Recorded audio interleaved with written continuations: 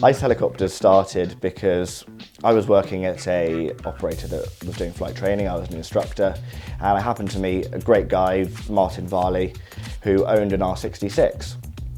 He wanted to do a little bit of training with his R66, and to be honest, everywhere that we've seen conduct a lot of flight training, we all feel like it could do better. And I've had a few coffees with him.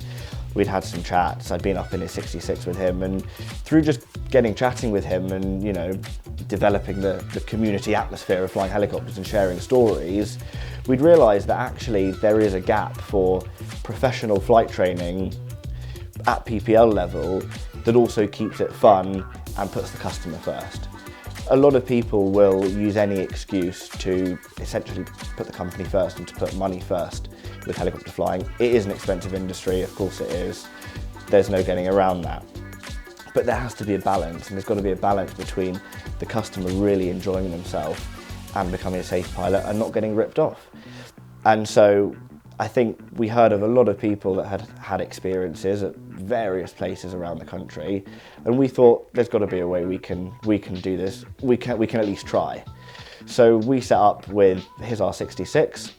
We took one tiny Portakabin office in a building at Elstree, and we started doing a little bit of training.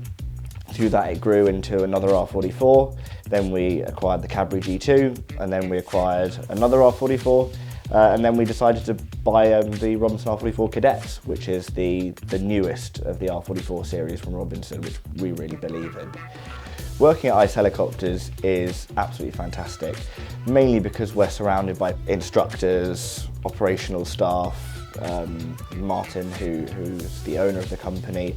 Everyone has that culture where they want to learn and they want to share their opinion, but we want to work together to deliver the best training that we can. What I apply now to my students is, of course, the instructor has to be there, the instructor has to be ready to take control in any moment, but you want to give your student that level of freedom that they know that they're in control and they know that they can get back to a safe parameter of flight if they are over-controlling slightly, rather than the instructor suddenly taking over within my limits and within the aircraft limits and within the student's limits as well.